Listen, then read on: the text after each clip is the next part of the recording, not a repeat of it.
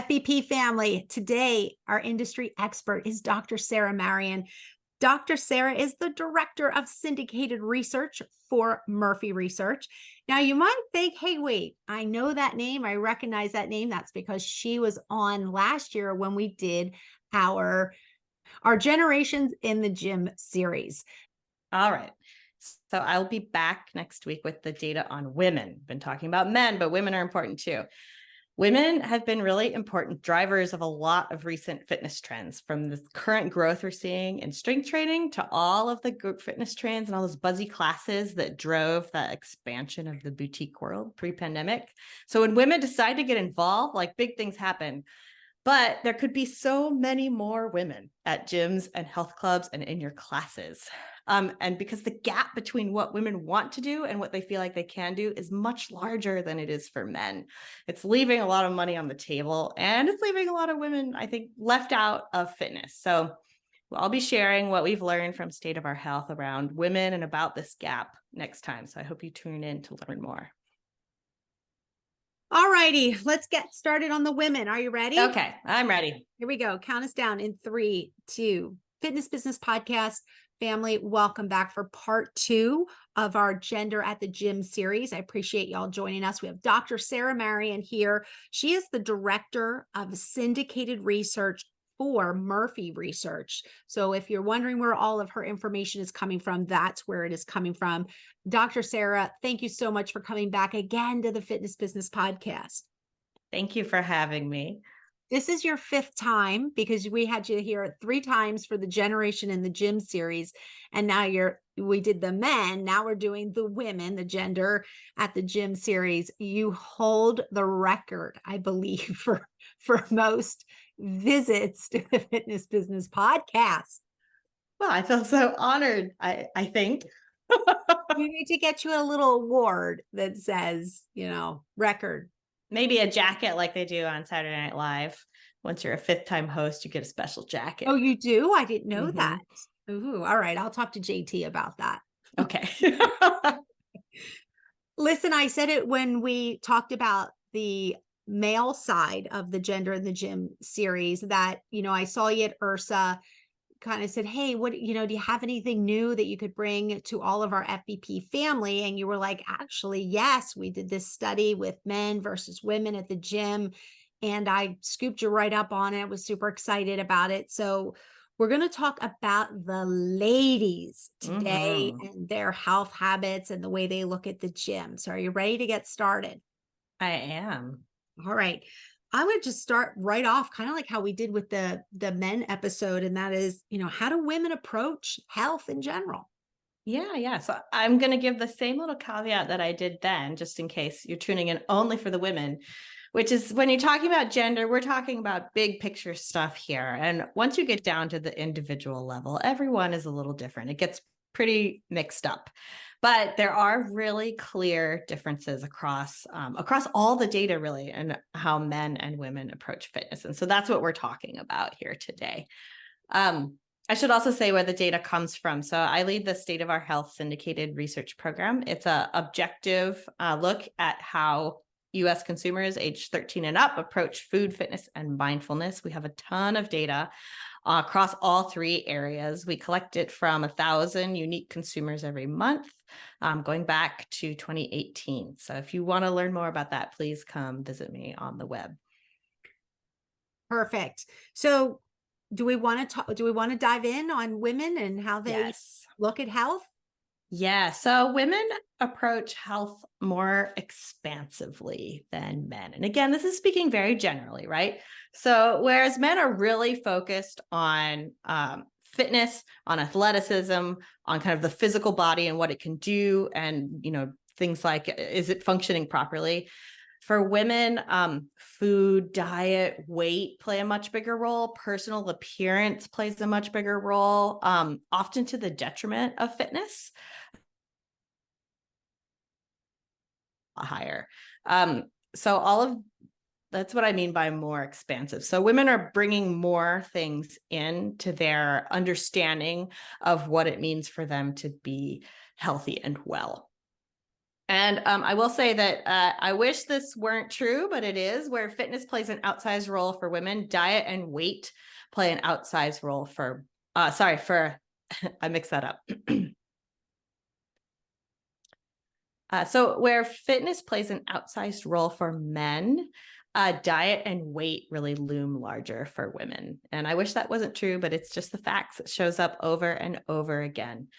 So women are more likely to come to health in general through diet and weight, starting from, again, a really early age. So they're more likely than men to say that they struggled with weight from an early age. And then they take that into an engagement with nutrition. So across the lifespan, women are more likely to be engaged with nutrition, with healthy eating, than men are, and they're less likely to be engaged with fitness. This is changing a little among younger generations, but it's about nutrition, actually. So men are becoming more engaged with nutrition at younger ages, but fitness is stuck. And in fact, millennials have the biggest gap between men and women in terms of exercise. And that gap is there for Gen Z too. And it really only disappears among boomers, which is the opposite of what you would expect, since for younger generations, they're much more likely to have been able to play sports at school and to see women in playing sports on television and doing this as a professional career even. So all of that, again, I said this last time, I wish I could bust that myth a little bit, but it's still there. I find it interesting how you said appearance is much more important to women than men, because I remember in our interview when we talked about the men of the gym, you never mentioned that. I think that it's there, but part of it is that men are building the muscle, because I think part of that for many of them is about appearance. But for women, it's just much more straightforward and explicit about, I'm doing this to try to improve my appearance. Yeah. And that comes down to exercise in general, but also they're more likely to do specific activities to improve their appearance. Well, that kind of brings me right into my next question, and that is, Mhm. what is the women's approach to fitness? We did talk about the men's approach. What would you say the women's approach is? I'm sorry, you froze again. That's okay. We'll start over. I missed the end part of the question. I know where we were going, but It's getting late. I get so excited. I know it's much later where you are. So that brings me right into my next question is, what is women's approach to fitness? I feel like this is a good segue from what you just spoke about. Yeah. So I will say that focus on weight carries through into fitness. So losing weight is much more important and a bigger driver of women's fitness than it is for men. I also, this is backing up just a little bit, but women are more likely, I think, to perceive health, and that includes fitness, as a struggle compared to men. So it's a struggle against their bodies, against, their weight or what they want to do versus what they can do. And this plays out, and I think is important for us to remember in the fitness industry, because what that turns into is how women approach fitness is about making it easier, making it more fun, making the choice to exercise easier. Now, before I get into that, I do want to say in terms of activities, across their kind of lifespan, across age groups, how women kind of do fitness is much more consistent than men. So younger women, and here I'm talking teenagers, really more likely to play team sports. They do higher intensity activities like HIIT classes, running, but a lot of that drops off pretty early, really among young adults. So this is like ages 18 to 24.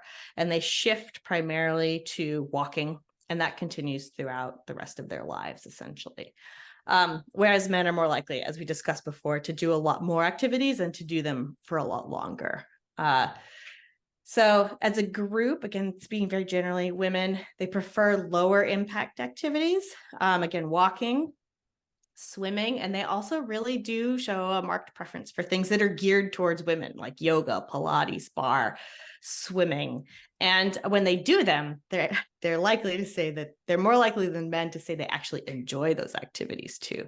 So they're doing them because they like them, but also these are activities that have they're many of them are geared toward appearance, right? It's about lengthening or getting strong in particular types of ways. And it's also a lot of other women who are doing them. So they feel comfortable in both in terms of the class environment, but also in the types of activity that they're doing. And I think that comfort is really important because, again, if fitness feels like a struggle, you're going to look for ways that you can do it that feel better to you. So when women are choosing a workout, no matter what it is, they're more likely to choose things that make that exercise choice easier, that make it more accessible. So they're looking for fun way more than men. They're focused on having fun, which I think we really need to focus on. Fitness is fun. They want to feel supported. They want to make fitness easy, so they're likely to choose things they can do at time and money investment. Lower intensity, so that they're comfortable, and that keep them interested. So they're a little more interested in variety than men are. And again, men are specifically interested in building muscle and maintaining a certain intensity more so than women. And I think all of these reasons are part of why women really gravitate to group exercise. So here's somebody else who's going to plan a workout for you that's fun, that's social. So all you have to do is show up, right? Again, we're talking about women as a large group. Strength training has been really gaining ground among women, especially younger women. And I think even compared to just 2 years ago, we can see in our data that more women are doing weight training workouts at the gym and at home. And then I think we should also remember that things like bar or Pilates or yoga have also long served that kind of strength function for women, but they didn't involve weights. Because we still hear that it's intimidating to go into the free weight section in particular at gyms. So even women who I think are very interested in strength training, many of them will choose to do it at home and do something else when they go to the gym. I think a lot of gyms have come a long way in terms of addressing this, but it's just kind of a fact of life that there's a lot of guys over there. And especially if you're a young woman, that takes, you need to be prepared for what might happen once you go into the free weight section and start working out with all of those guys. I agree with you on that. I just wish, how do we break that barrier of women being nervous about going into the free weight section? I hope someday I see that becomes not as intimidating. Yeah, I do too. At this gym, we recently joined a new gym where I live, and it's a large gym, and it has a women only training room. So that's how they did it. Is if you want to, you can go into this room, and you don't have to have any men around you at all. I think that this gym also serves a lot of different cultural communities, though, where modesty is really valued, and so it was very, I think, a clever way to get around both of those problems at the same time. I hope our young girls out there, younger generation, they break that barrier. They just march themselves right into that free weight area and rule the roost. So Me too. Me too. Come on, Gen Z, let's go. Yeah. All right. Now, when we did the men's episode, you kind of said, oh, I can't wait to talk about the barriers with women. You said there's a lot. There are. So women feel more barriers to fitness than men do, and they feel them more strongly. And I mentioned before, I think that no matter who you talk to, the number one barriers are always lack of motivation, lack of time or energy, and then I just don't like exercise. I don't enjoy it. And so all of those are bigger for women. And women are more likely to say it's those things. So these are what I call internal barriers. It's me. It's something about me. I just don't like it. Just doesn't feel good. I can't get myself to do it. Versus external barriers, which are about I don't have time because of my job or because of my family, or because I don't know where. Whereas men are more likely to say that it's external things. Um, and when barriers are felt as internal, they're harder for the market to solve for, right? Because you're having to change hearts and minds. It's really hard to convince someone they like to exercise if they think that they don't. And women are much more likely to say that they don't enjoy it, especially the older they are. So older women, just mentioned, more likely to say they don't enjoy exercise. And I think a lot of that comes from they just have, they're less likely to have had earlier experiences with fitness. So it doesn't feel right to them. But like Gen Z women are more likely to say that too, relative to Gen Z men. And so are millennial women. And I think that it's easy to forget that women's bodies make some types of activities a lot less comfortable than they do for women, especially things that require a lot of running and jumping. I love to run and I've done it my whole life, but I have to buy these insanely expensive sports bras that didn't even exist when I started running as a teenager. I'm glad they exist now, but so I have to like really get suited up to do this activity, right? I can't just go put on some shoes and run out the door. And there's a lot of people out there like that. And those things cost money and they require investment. And so if you don't have a lot of experience with how exercise makes you feel, with being sweaty, with being sore, or like, oh, I need to buy these kinds of clothes for myself to actually make it feel comfortable for me to do, then yeah, it's not so fun. I do think women, the recent, 10 years or so, which thank you to all the people designing women's fitness clothes out there right now. Amen. Amen. Amen, for sure. And I think though that the other really key thing that holds women back from fitness, and this comes out qualitatively when I interview them, they say it's time, they say it's motivation, but what I think emerges is that they don't feel permission to spend time, money, energy on themselves, on something that feels like it only benefits them. Men do not feel this way at all. Men, if they have some resources at their disposal, they are happy to put them towards something that only benefits them. But women are much less likely to do that. And this is especially true for moms. So choosing fitness, fitness takes time out of your day. Choosing fitness means actively not choosing many other things that are very important. Is it going to come out of your job, your time with your kids, like your time taking a shower, your time cooking dinner, your time sleeping? Like, where's good fitness going to come from? And this is just a really impossible choice for a lot of moms in particular, I think. And yet, here's my key point: dads do just fine. In all of our data, dads exercise way more than moms. So this is not a choice that they have as much trouble making. It's just moms that really struggle with this choice. So again, men are perfectly willing to spend.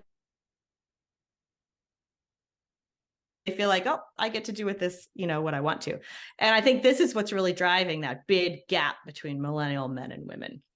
In terms of exercise, and that turns into exercise at a gym too. So they have the largest gender gap in terms of gym membership. And I think those moms want to exercise, but don't feel like they can. I remember when we did the gym series, you really talked about, I think it was millennials and Gen Z, about getting to the gym just because of the moms feeling the pressure, especially if they work, that they need to rush home and, get dinner ready or get the kids off to sports, where you said the men tend to still take the time to stop at the gym, or they'll go on the lunch break, a little more apt to get the workout in. So I remember when you talked about that. Let's talk about talk about ages here and the different generations. Let's talk about the differences when it comes to age with women in the gym. Yeah. So because women's approach and activities are much more centered on those kind of lower intensity, lower impact activities, they're more likely to do the same things throughout, uh, across different age groups, I should say, relative to men. So you get, relatively similar walking increases in terms of the number of people doing it. But all these other activities like swimming, like yoga, even like dance are things that you can do regardless of your age. And that's what we see. So, in terms of activities, it's really very similar activities appealing to women. Again, speaking at a high level, um, which is great because that means that, you can pick up a lot of women across different age groups with very similar types of activities. Um, Younger women, again, teens, young adults are a little bit more similar to men in that they're more likely to do team sports. They're more likely to be strength training in a gym, right? But that drops off really quickly. Um, Young women, we know from other research too, they're less likely to think of themselves as athletes than young men. And they drop their sports at much earlier ages, um, largely due to lack of support. But they get other interests, and then the sport stops being fun. So something happens, and the sport stop being fun for them in a way that they continue to be fun for young men. And what this means is that fitness is just less central to their identity than it is, particularly for young men, I think, who think of themselves as athletes for a longer time. However, those younger women, even though they don't think of themselves as athletes necessarily, are still doing a wide variety of things, especially if they don't have kids. So these like young childless women, these are the women who are driving that strength training trend. Not just them, obviously, but many of them. They're the ones that are going to trendy classes. It's these people that use the class pass and then check out the different studios, especially when there were tons of them pre-pandemic, just using them all over town to collect a little, my favorite instructor here and my favorite class here. And then this is what I do on Wednesdays. So that's a lot of that is really driven by this younger active woman who has money to spend and time because she doesn't have kids yet. And even though I mentioned before, women are less likely, even at younger ages, to be engaged with fitness than men. Gen Z and millennial women are still very engaged with fitness, especially relative to older age groups. So they're still an important group. And when they get involved with something like strength training, like we're seeing right now, that's when we see the big upswell, because all these women have money. And if they choose to put it there, that's really going to make a big difference. Yes, I have a daughter that checks that box. Let's see, she would be a Gen Zer. And yes, she's the class pass gal in the Barry's boot camp, and then she does Mm-hmm. the strength training. So as you spoke there about some of the activities, she checked off every single one of the boxes. So That was me back in my yeah. younger days. And Yep. then what happens is you have babies. And Yeah. so that's what's happening to millennials right now, I think, is they're in these family building years, which are really tough. They're really tough for women, kind of no matter what. But especially if you want to have a job and then also want to stay in shape. Yeah, it's hard. You want to have that career and have a family, and you want to have money, you want to have it all. And yeah, trying to squeeze time in for yourself. It is, there's a couple years there where, yeah, it's really hard. You have to fight almost for every single hour. So I get it. Yep. And that's it's a big barrier in terms of time and energy. But pregnancy and, young children, those years really also, I think, do a number on women's bodies. And so when they do return to fitness, or even if they never really left fitness, frequently what they do changes, because they can't, or they're not interested in keeping up with some of the activities that they used to do, partly because it's difficult.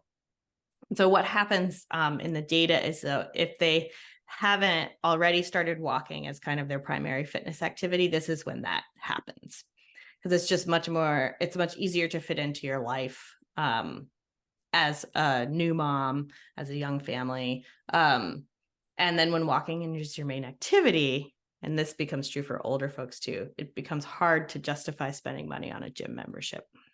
Yeah, very good point right there. So, what does the research say about what women want when they do finally decide to join a gym? Um, so again, more so than men, men are really looking for factors that will bring down their barriers to exercise. So they're more interested in convenience in terms of location and sometimes hours as well. Low fees, because again, they feel less permission to spend on themselves.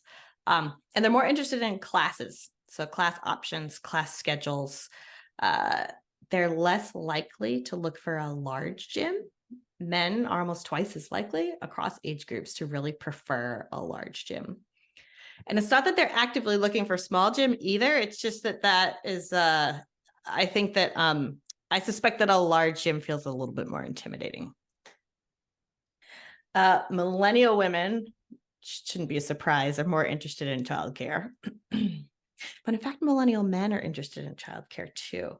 So I think I've heard that a lot of gyms are eliminating childcare to free up resources, which it is you have to hire people, it's liability, like there's all kinds of stuff that go along with having a childcare program. But that does mean that you're kind of taking away some of the opportunities for this millennial group who does want to exercise to get into the gym. Gen Z women, on the other hand, they like the spa.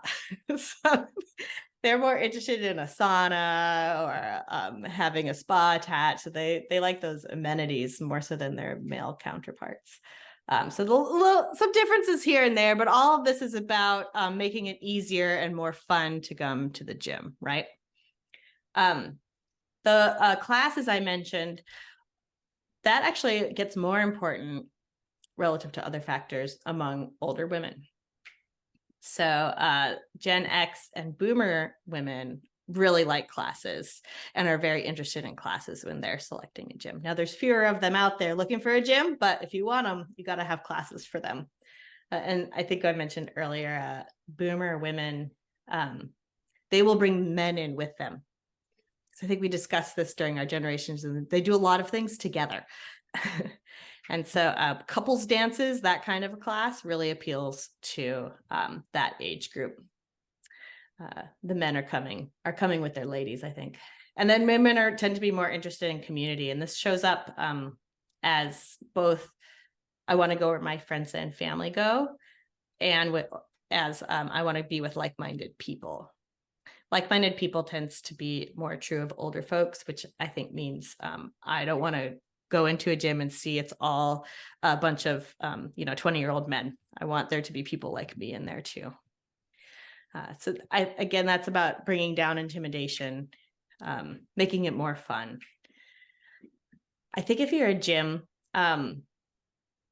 especially for this group that I keep harping on about, the moms, online fitness is a big competitor. Men are more likely to use it, but when women find it, it really solves a lot of their barriers. And what happens is that when